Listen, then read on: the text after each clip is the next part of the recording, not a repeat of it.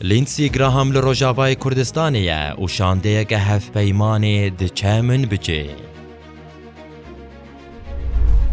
پشتی کبرایدارن پای بلند این ترکیا، عراق و هریما کردستانی را چند هف دیتن و جوین پیک آنین. سیناتور کنگرس امریکایی لینسی گراهام قصد روجاوای کردستانی دکه. لگور راپوره که اجانسا نورث پریسی گراهام تاوی فرماندار هف پیمانا ناف دولتی لسوریا و عراقی جون برینان ده سه شمی لباجار حسکی بویه و سردانا زندانا قویرانی یا گرتین داعشی کریه.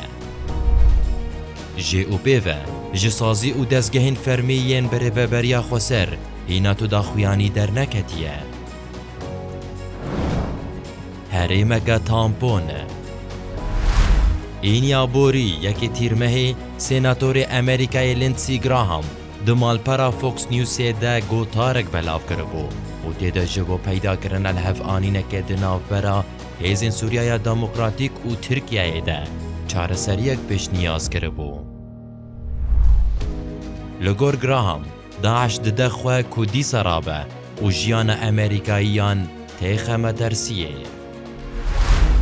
بگوتنا گراهام جبو کو داعش تیک هره بیکو اولهیا نتوایی یا ترکیه بخرا کرن لازم امریکا دستک بده حسده.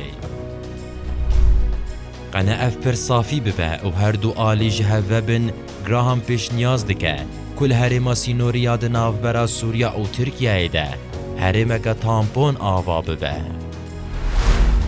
هر وحاد بیجه جبو کو هر دو رخ کار و مفایک ورگرن دوید ناف برا وانده تکلین بازرگانی و آبوری بپیش بکفن و او کانین پترولین دبن کنترول حسده ده بین خبتاندن. ده همان گوتارا خوده گراهام دابوزانین که قنوه مسئله بشوپینه اوی سردانا هریمی بگه. هف پیمانا ناف دولتی لمن بجیه. جعالیه کی دنوه روانگاه سوریایی یا مافن مروان را گهاند کو سبها ایرو چارشمی شانده که هف پیمانا ناف دولتی گهاشت یا باجاره من بچه.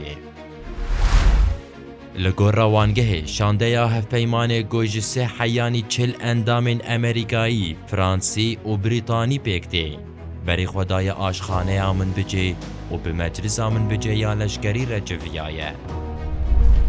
هرچه هزین لسوریای شردگن چک و جبل خانه دکشین سنگرن شریین پیشین. ایریشا گوداگر کریا ترکیه دخوازه پیک بینه روژه و همو آلیانه و هر کس حساب خوال گوروی سر راست که.